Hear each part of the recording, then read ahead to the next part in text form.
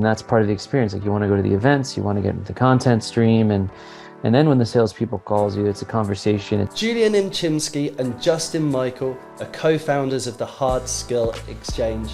They're both fantastic authors in their own right and have come together recently to write the book Reinventing Virtual Events. I sat down with them for this extra special episode of the Recruiting Better podcast to talk to them about how recruiters can harness the power of bringing their clients together and really think about virtual events from a whole new angle. Because now everyone is doing in-person events. So there is no way you will stand out unless you're spending, hundreds of thousands of dollars, and the ROI is, questionable. So this episode targeted the heart of what it means to talk to your clients at the top of the funnel and really engage with them in sales and marketing conversations. And they included insights such as... But what's more interesting is seeing people interacting, thinking on their feet, some element of gamification, not necessarily quizzing them so that they're going to fail, but more of like intellectual questions where there could be lots of different answers and where people can collaborate. So you're either standard or you just try harder and you go after innovation and disruption, and there you have to be different. Listen to this episode to find out more on how you can make the most of events, creating better dialogue with your target clients. Welcome back to another episode of Recruiting Better. I'm joined by Justin Michael and Julia Nimchinski, co-authors of a new book, Reinventing Virtual Events. And I was really excited to get Justin and Julia on the show, in part because of this incredible kind of methodology that they've built and the amazing success they've had with the GTM games, and sharing a new approach to virtual events that really does change the way that as recruiters and as salespeople in the B2B space, we engage and talk to our audience. So Julia and Justin, welcome to the show. Thank you so much for joining us today. I thought it'd be a good place for us to start by asking this question around why right now we need to be thinking about virtual events in a different way, perhaps giving us some flavor of how virtual events sit in the kind of the conversation that we're having in a B2B perspective, particularly for recruitment business owners and recruitment consultants to have with their clients. So what is it about the timing of this book and the experiences that you've had that makes now the right moment to make this shift? You want to start, Justin? Wow. Okay. Well, we saw a movement toward virtual events in the pandemic.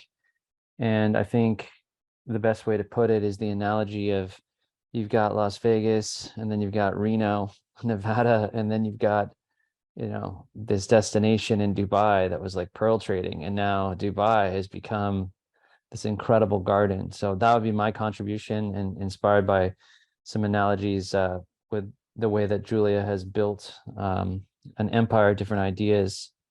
Yeah, I'm going to throw that one in. It's really simple. If you ask me, Ben, we just need to stop thinking, in molds and be really fashion driven. It's so much of what we do in the industry, in any GTM function, from, things like sales and the role of an SDR to recruiter and the leadership. It's just simply fashion driven. And ironically, it's more fashion driven in tech than it is in fashion. So yeah, we just, when it comes to virtual events, why now? Just to answer the question, because now everyone is doing in-person events. So there is no way you will stand out unless you're spending, hundreds of thousands of dollars, and the ROI is, questionable. So you pick. Yeah, absolutely. I hear you. And look, I really enjoyed reading the book. I was really interested to dig into it because I've seen recruiters over the last, I guess, 18 months to 2 years, I mean, the recruitment space has been really undulating. We had a period coming out of the pandemic of companies growing quite quickly, recruiters being really, really busy, lots of inbound opportunities. This year, it's really flipped, and most of the business owners that I speak to have had a very difficult 12 to 15 months right now. And within that, there's been a renewed focus on sales activity and finding better ways to engage their audience, engage their prospects. What I think most of them are saying is that what most of them are finding, in fact, is that it's just so much harder these days to really captivate attention. And once you've got that attention, it's like, what are you actually going to do with it? And for me, this kind of piece around virtual events and curating an environment where you're bringing your prospect into a conversation about what you do, but not necessarily from an education point of view, from an entertainment point of view or edutainment kind of space, is a really powerful and important piece of the microcosm, because otherwise you're capturing attention, but you haven't got any way to kind of keep hold of it.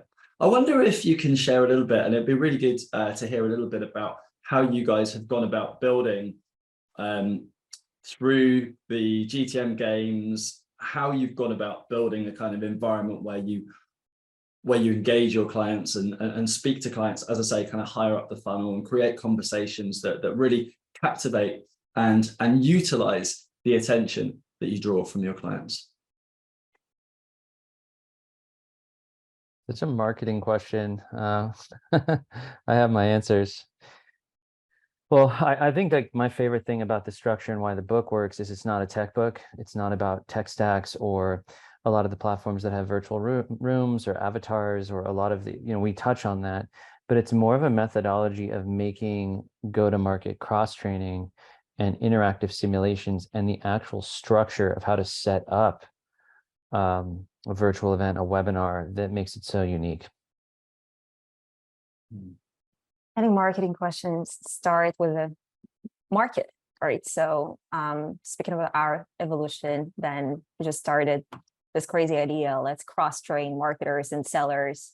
And it would be probably helpful for the recruiters listening to this to actually go to the archive and see some of the recordings, because we featured all of the most brilliant people in the industry, highest performing one. And we put them in like really uncomfortable situations, because as a marketer, we're all, I'm a marketer, 10 years. I'm working like probably like carried every hat you can think of, from doing, social media to being a CMO. So you get really comfortable analyzing stuff, data, planning, and you almost become kind of a developer versus the market acumen person. Mm-hmm. And the reason I say that, you can develop that acumen without speaking to your customers, right? And once you do that, you get extremely uncomfortable. And the opposite with sellers, they are supposed to carry that hat, but without the data, there's also a massive gap. So what we did, we made them uncomfortable. It's a crazy series, 2 weeks or 2 years, it's basically like almost 300 events. We were putting all of the best people through all sorts of challenges, from RevOps with, real world VCs and best people in the industry like Mary Shea, Latney Conant, Mark Roberge, you name it. They were all just creating challenges right live. And yeah, it's just fascinating to watch it. And I guess I'll just, I'm curious to hear your thoughts about this, Ben, with this perception of, who you are as a professional in the real world, and what your skills generally are about, and how you position yourself, right? Because we all learn to position ourselves in the best way possible, especially on LinkedIn and all of the podcasts. But when it comes to reality, how good are you actually? Mm-hmm. Yeah, and that's what I, really that's what for me really resonates about the strategy of taking, particularly the cross training, taking marketers and exposing them to sales skills and salespeople and exposing them to marketing skills. I see a real opportunity to do something very similar in the recruitment space, where we take, so classically in the recruitment model, you've got consultants who are specializing in delivery. So they're specializing in finding candidates to go into roles for employers. And at the same time, you've got recruiters who are specializing in business acquisition. So they're going out and using more of those sales methodologies. And I think there's a great opportunity to do a similar thing where we're kind of where we're cross-training consultants against different skill sets and creating that challenge. Talk to me about the feedback that you got from participants and the way that they engage with that. Talk to me about how that differs from perhaps doing a more kind of classic, more static kind of event. You know, were you guys getting any kind of signs that it was really landing really well with the audience and the participants? Yeah, we did, and it actually speaks to the reality and perception gap that I was talking about. People realize that what go-to-market games help them with is essentially just becoming better than their position themselves on LinkedIn. And you can only achieve that by failing forward. So they got comfortable with failing. And, if, to speak to your question about the recession and like, why now? It's just an uncomfortable reality. And nobody dealt with this before. And the previous recession is not like this recession. So yeah, maybe the, general common sense principles work and apply, but still it's a new kind of uncomfortability and you need to adapt to it. Yeah. I really hear that. I think that is one of the things that for me creates the biggest tension and the biggest gap around how do we really capitalize on attention from our clients? How do we bring them into conversation? How do we keep their eyes on us, even in a stage? And unlike a lot of the kind of the SaaS space where everything is about ARR and it's all about subscription models now, I think recruitment's moving in that direction, and recruitment as a service is a sensible kind of model for a lot of businesses. But still, a lot of recruitment is individual transactions and individual hires as you need them. The best recruiters are sourcing opportunities to help companies scale and therefore working on a more consistent basis. But there can be big windows between your client hiring and therefore making a fee. And so how do we create a community? How do we create maybe the word community is kind of in some ways overplayed, but in listening to and reading your book, it really showed me that there are different ways to think about engaging with community rather than it being, just a buzzword. It feels like actually this kind of model, virtual events where you're engaging with participants, where you're engaging with the audience, where you're educating and entertaining the audience simultaneously, really creates, and again, another buzzword, but added value, because people are walking away from those sessions not only knowing more, but being better able to deploy that skill set at the same time.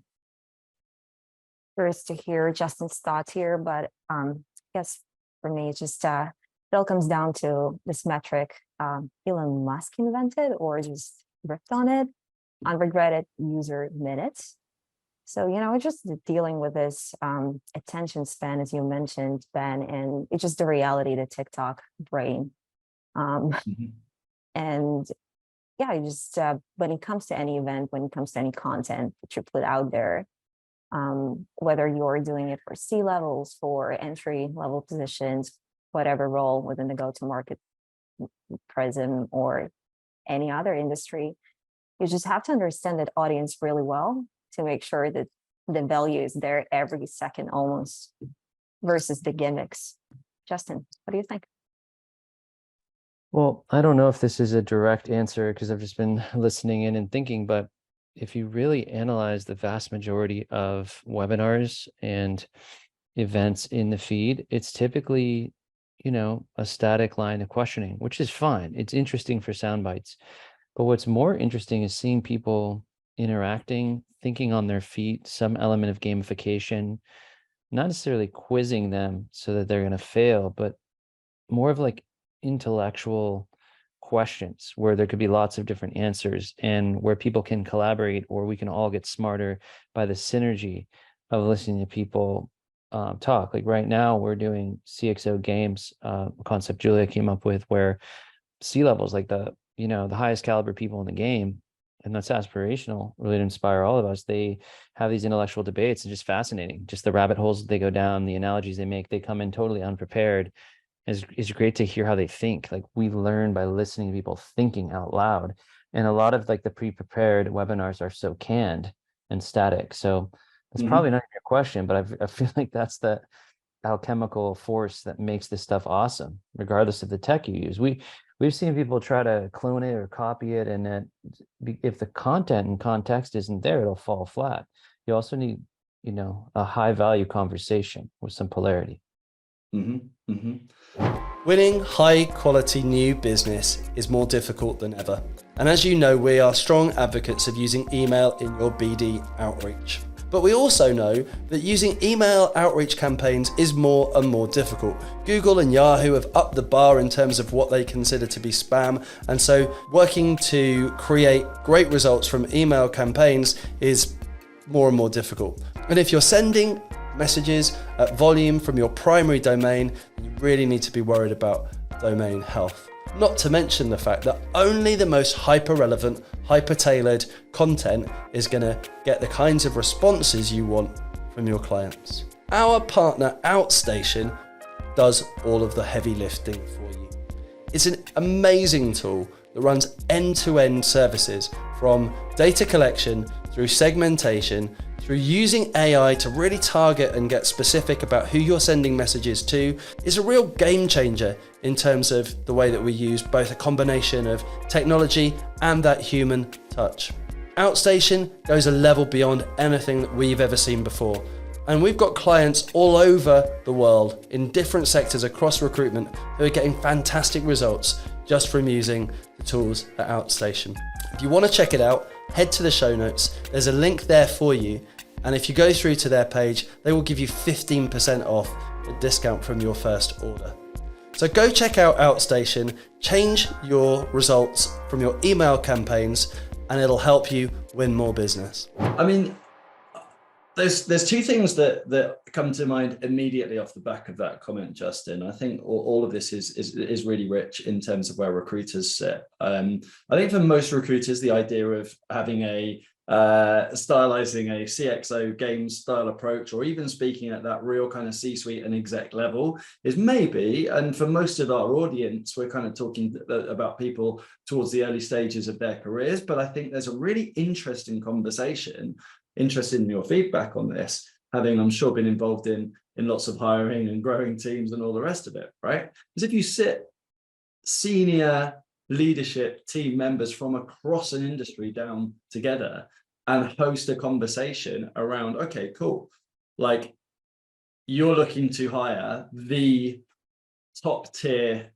A player talent in your space. Well, the three, and your approach, your strategy is limited to 3 attraction elements.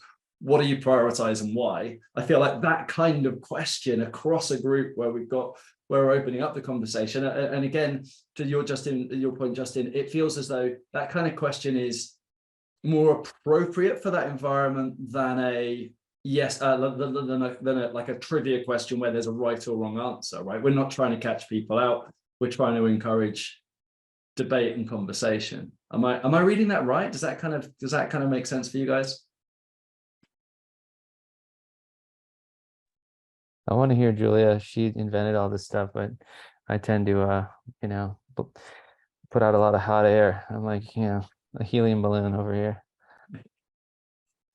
This is just a good sport. I think that it comes down to tactics versus strategy, Ben. And frankly, with the book and generally the premise of it, it's just not about the tactics. And that's what people miss normally. With the CXO games pivot, what we're just doing, for 2 years, we're addressing the go-to-market problem of sales and marketing alignment, of cross-functional teams alignment, and essentially, getting traction, getting to product market fit faster, just making marketing somehow realize that like it maybe not their key KPI, like revenue, but they definitely have to have that as a target. We were doing that for 2 years with all of the practical side of things, practitioners, sellers, marketers, customer success leaders, sometimes recruiters. And now the third year, especially in a recession, we realized that the problem, like all of these people are really capable, they're all brilliant, but to affect the change, it will take them way longer as opposed to the leadership. And now if you want to bring that to the kind of tactical level, how do you make the leadership engage in the conversation? It's definitely not going to be, cross training or let's put you on a spot and make you compete. It's just a different format. So that was like, it's hard to kind of make it engaging because everyone is doing webinars. And again, it comes down to the attention, right? So we are doing debates. It's not super new or I don't know, exciting, but essentially we're hitting like our main KPI is the truth that is getting revealed in a result of that debate in 3 parties. So there is a coach and there are 2 people debating and there's a winner every game. Last 1 week, and then there's VC end game. Yeah. And so there's a real market problem, marketing, sales, go-to-market problem that exists in the market now. We are bringing practical C-level, GTM scenarios or anything they're working on. And we are just creating this debate, AKA intellectual discussions, just calls it, with one goal. Let them challenge each other and actually get something in a result of it and bring them back to their teams. Yeah.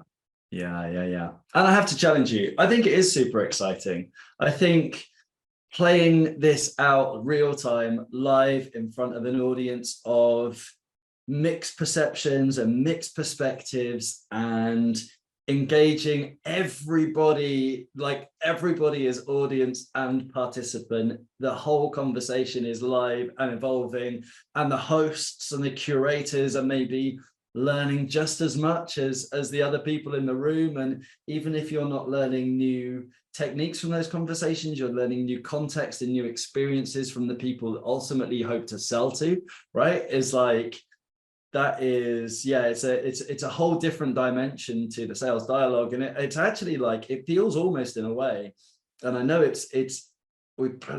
feels like this sits in that kind of marketing space, but it almost creates a 3-dimensional sales conversation where you're ultimately diagnosing and doing discovery simultaneously with stakeholders from not only different parts of the business, but actually different businesses and different parts of the industry, which to me is like, I can't think of another way in which you'd have such a rich kind of conversation. So I'm excited about it at very least. It is exciting, definitely. But the main problem with marketing is engagement for the sake of engagement. And what do you do with that engagement next? So you have to have the meaning and obviously the conversion, and that's the marketing gap and the gap of every medium. And we also focus on that on the book that I think especially with Justin a lot. Just do you want to speak to the sales chapters, revenue generation and crossing the gap?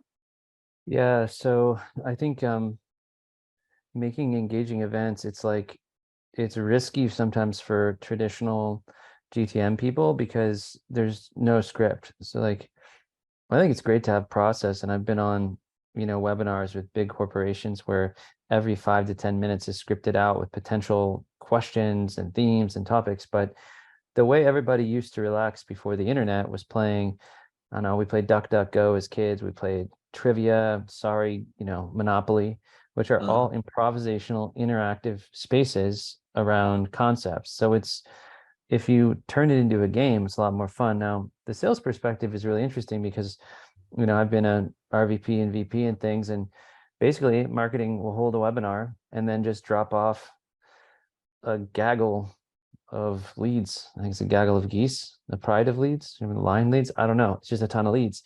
And then like the leads are fresh. So then it's just like, that scene in I Love Lucy where they're eating the chocolates. You're just like, we gotta get them, we gotta get them. And then like 1 in 100 is like, I was on what webinar? Where? Like, and so what we've said in the book is like, pre-calling, post-calling, understanding who you're inviting, have them be guests on the virtual event and be a part of it, and not following up to try to immediately convert, but giving value, bringing a guide, building a piece of content. And I've really enjoyed working with Julia on some of the content she's been building with Membrane, some of our partners, just like really strong content that you'd be willing to pay for, but then you're giving it, and that's part of the experience. Like you want to go to the events, you want to get into the content stream, and then when the salespeople calls you, it's a conversation, it's engaging, you're diagnosing, you're sharing insights. There's a more consultative approach in the book to pre and post event follow-up. I think I nailed it there. Yeah. Yeah, I think that's right. I mean, it makes so much sense that we need to kind of not handhold our audience, but like not take the engagement for granted also. The purpose of the engagement, Ben, and we're really excited about the platform that we're building now. It's called Hardscale Exchange, hardscale.exchange. And it's basically a marketplace for sales training. And the beauty of it is that you get time with a coach, with a real practitioner. And the whole mission is to like challenge the format of a course where, you have to go through a certain, like, I don't know, amount of hours listening to the agenda, to the methodology, and you are finding yourself with 600 people or 30 people, whatever the amount is, and get just zero practice time. So what we're trying to do with the engagement there is to actually get right into the practice time and right into that challenge. Also might be useful for recruiters. Sales is essential everywhere, especially in the recession. All these people that we featured, they're just, crushing it. Even now they work for the best companies like Gong and HubSpot and you name it. And, it just, you get a couple of different perspectives as opposed, like maybe for the exact value of a course, we're talking about monetary value. And you make your own opinion, you develop your own methodology, you just lead as opposed to following somebody else. So yeah, it's been this thing that we were building with Hype Cycle, very challenging, creating that engagement so that people can start almost like waking up and thinking and, just approach, like, I don't know, a basic medium like events unconventionally. The learning experience unconventionally, I don't know, building their marketing sales teams or you name it. Yeah, I think that sounds great. And as you say, it's kind of really in keeping with the ethos of what you've done with Hype Cycle, the hard skill exchange, where you're really kind of putting the user or like the customer in the driving seat in terms of how they learn and how that journey unfolds. I mean, it's biacentricity, but like really meaning it, and it's really kind of putting, I think that's probably one of the big takeaways from the book as well, is thinking about how do we the reinvention of virtual events is really like, how do we take this term biacentricity and really deliver on it, like really kind of live up to that sort of promise, which has got to be the way forward. I'm absolutely certain of it. So just to shift gears slightly, Justin, come in, please. Yeah. So one of the really hilarious things is I did a chapter on sales, and it's literally like, sorry, we're going to do sales now. And I'm like, the great white shark gets the sea lion, and I'm doing all these like nature analyses, analogies, both probably. And Julie's like, yeah, that's not buyer centric. Like nothing about a great white shark. They don't work as a team. They don't, I don't know. They're majestic. They're good at renewals. They have, 10 rows of inverted teeth. So once they bite you, you'll never get away. So their NRR is very high. I love that. I love that. Yeah, and it's a conversation that I have with recruiters all the time. There is a real skepticism about the role of sales in recruitment, despite what we know about the way that businesses build and commerciality and all the rest of it. But of course, for this whole generation, certainly this generation coming through now,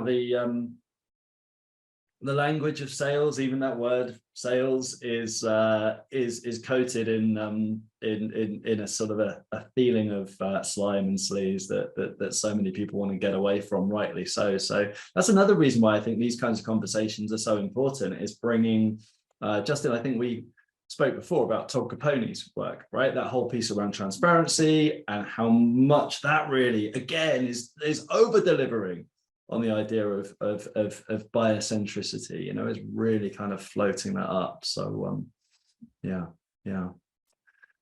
I guess one of the things that my audience, people listening to this show, are really going to also be thinking about is, okay, so I get the idea of a reinvented virtual event. I get the idea of bringing in my clients or maybe my candidates into a conversation where we're inviting them to discuss topics, where we're really kind of letting them share their perspective and expertise, where we're gamifying that and creating an environment where we can kind of curate a bit of a learning experience, but that's kind of almost learner-led.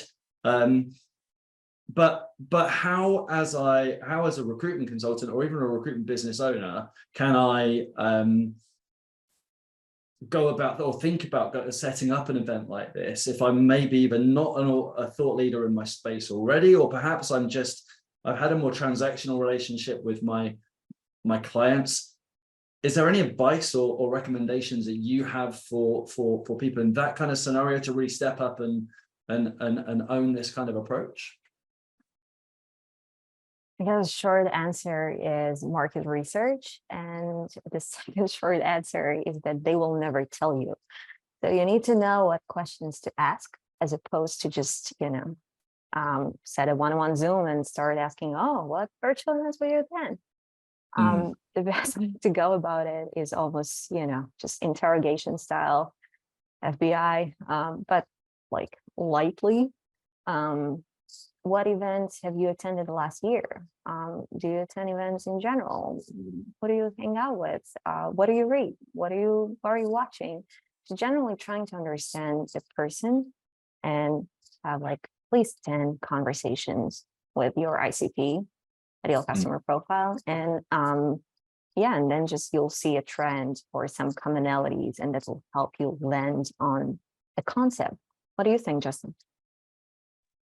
I mean, I think the big thing about, this book and these strategy and tactics is it's really to be excellent in doing media and building a community and audience. It's like, yes, anyone can do it. And the path of least resistance is just to do it, right? You can kick off a podcast or a blog, get a designer on Fiverr. You can do all that. But if you take the time to be thoughtful about it, that requires effort. And your level of effort in doing this means that, let me talk to my existing customers, call them, what would you like to see? And this is where Julia has done amazing research through the Slack community, one-to-one, one-to-many, and the wisdom of crowds. And they'll ultimately tell you, because they're feeling the pain of the boredom of the other webinars that they're tuning out. They're on the webinar and they're just, playing Angry Birds at this point.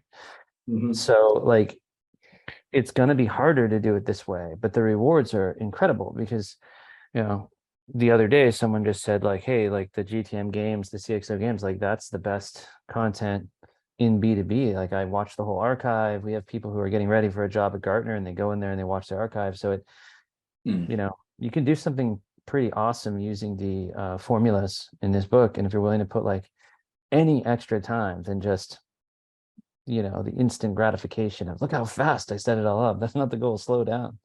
Yeah, I hear you. I hear you. And you know what? I don't know whether you guys have had, again, whether you've personally had this experience, but this is kind of a message to everyone listening to this, which is recruiters have an incredible position of privilege with the clients and the businesses and the employers that they work with.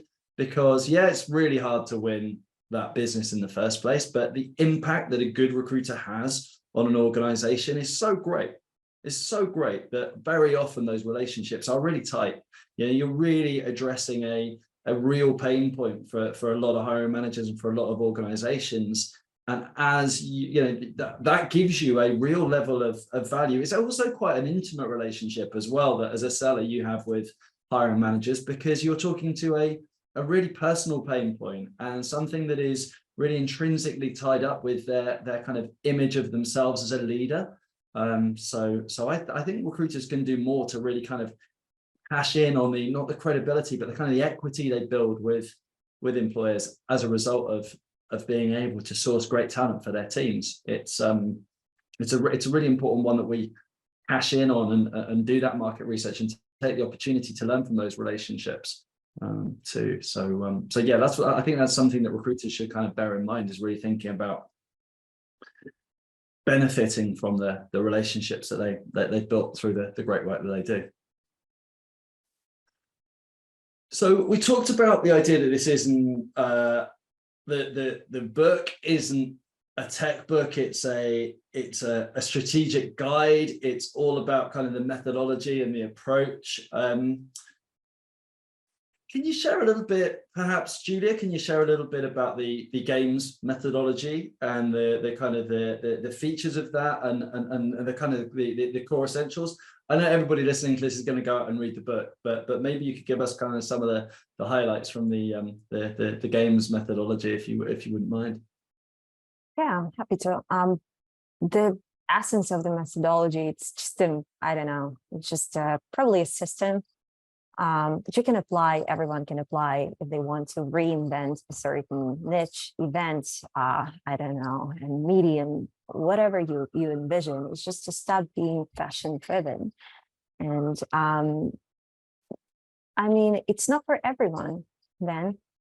So that's also important to realize, because there are a lot of people that, you know, had this running joke. We launched our agency. We have a go-to-market / branding, rebranding, and all sorts of stuff, sales agency. And the slogan was basically the same, the calibri font, the blue color, and the, you know, expected experience of the customers. So somebody likes it and somebody wants that expected experience. Mm-hmm. And for somebody, it doesn't matter. You know, we have Apple and we have Microsoft, and both are succeeding in different ways. So as a founder, as a recruiter, as like any change, any operation leader you are, you have to understand yourself first, and whether or not you want to drive that kind of change, or you want to just go, you know, and follow the standard route. From my experience, if you mix the two, it's not going to work that well. So you're either standard, or you just try harder and you go after innovation and disruption. And there you have to be different. Justin, what do you think? Yeah, that's a great explanation. I mean, these acronyms are fun to build, but they're all kind of saying the same thing. So each one of these words can basically knock out most of the events you see, and that's fine. If you want to watch a panel, like we all love hearing Ray Dalio talk. I mean, he's like a erudite, you know, Rhodes Scholar, PhD, billionaire. I mean, it's interesting, right? But for those of us mere mortals, first idea is it gamified, the G. So if there's no game dynamics and it's just your C-levels pitching your product, this is probably the biggest turnoff for customer centricity. Activation, like, do audience members appear? Or is the Q&A live? Is there's a feeling of extemporaneous, like improv type? Multidisciplinary, is it just recruiters for recruiters? Just add something else in there, like, you know, tech stacks for recruiters. E is experiential, which could have a lot of meetings, but there are cool platforms. We did one where we had a vendor sponsor that would like launch a survey, and there's like music and you could short code into it and text. And then the simulation part is, what about a role play? Like here's like a hard call where your client is like unhappy with the candidates you're sourcing. How do you handle that? Like a situation that comes up that's challenging, and then people can vote on that, and that's other dynamics. So that's the game's formula, if you will. But you'll see that it's just moving out of static. Maybe Julia turned me on to this pyramid for retention, and I'd never seen it before. That's a cool thing to bring up that makes it different. Yeah, I think what will be relevant here, and Ben, you can relate to that. When you prepare any podcast, and you probably, just skim through or listen to a couple of recordings or podcasts with your guests just to get like a, brief understanding, is this person? And we experienced the same kind of thing, just interviewing 300 people just the last couple of years. And again, I'm not dissing anyone, but even the top of the top, they would get repetitive just to get the message across. And so speaking on Ray Dalio, as genius as he is, but I don't think that, all of us watch all of the recordings for free on YouTube. So the reason is that it's all like you probably are not driven enough to kind of tap into the same kind of content. And the major problem is that attention span again. And so if you think about a more interactive scenario, a disruptive scenario where, how can you challenge Ray Dalio to apply some of, his learnings, or maybe bring young entrepreneurs and just challenge Ray Dalio? How do you create this polarity? Because polarity brings you the views, obviously, and that kind of traction that you're looking for in the first place. Yeah, I hear you. Standing out in your sector is becoming harder than ever. Lots of people are making noise, saturating the market with the same old droll tones. So if you want to stand out, it's time to start a podcast. Yes, there's loads of podcasts out there, but how many of them are actually in your niche? Do any of them speak to your perspective on the market? I didn't think so. Podcasting not only sets you apart as an innovative thinker in your market, it is great content for repurposing. Here at SearchStat, we help you become the voice of your industry. We can stretch your content and turn it into a content goldmine, leveling up your personal brands and recruitment marketing in the process. Sounds good, doesn't it? Well, to find out more, head over to searchstat.co.uk/podcasts. And it's that piece of just disrupting the structure where we're flipping the.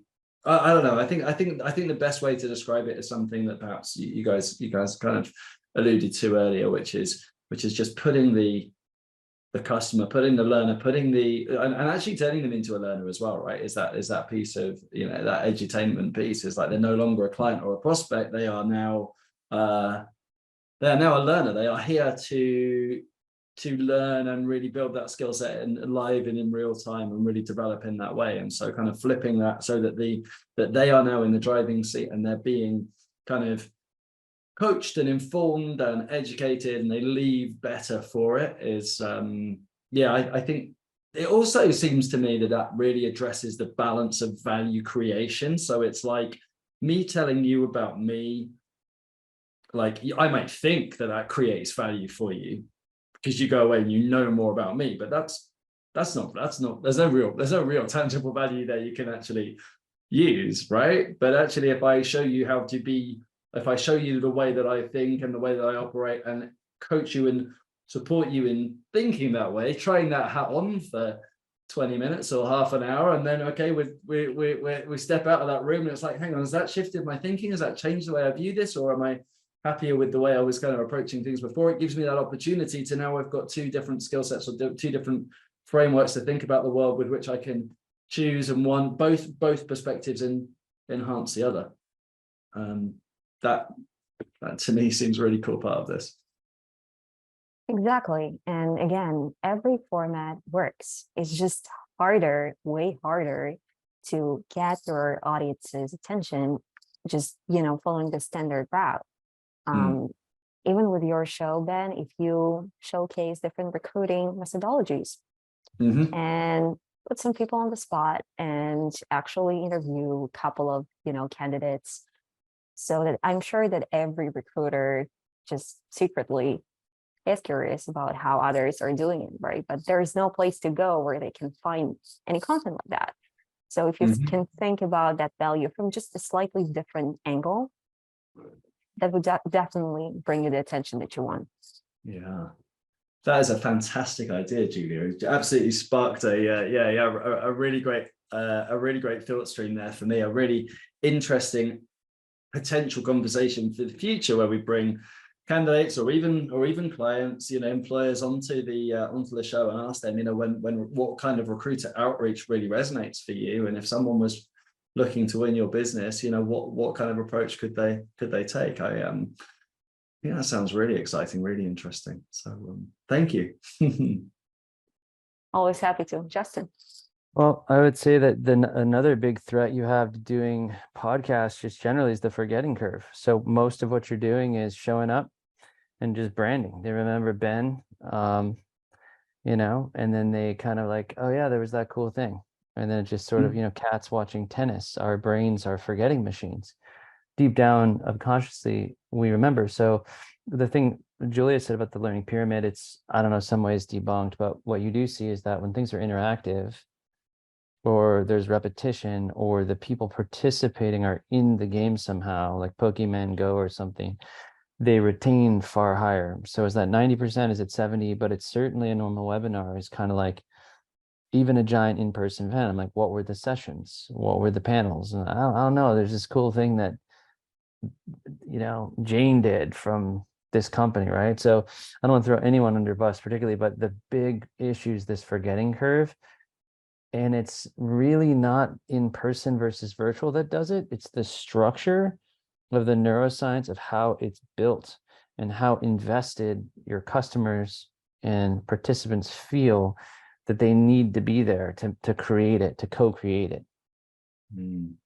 Yeah, I think that's a really insightful point in particular there, Justin, that we kind of have maybe been led to believe or kind of just assumed that the issue with virtual events is the fact that it's not people in a room and that somehow we need, that's the missing ingredient. But the piece you mentioned there around actually the interactiveness of it, the gamification, the real, and of course the simulation, those are in particular, and well, in fact, the whole games model, right? Surprisingly, is exactly what's required, and it's less about whether people are in the same room together. And actually, maybe, and I don't know whether this is, it'd be interesting to get your take on this, but maybe the benefit of being able to bring a global audience together is like overcomes the benefit of everybody being in the room together, providing you've got the right context for the conversation and the right structure for the conversation.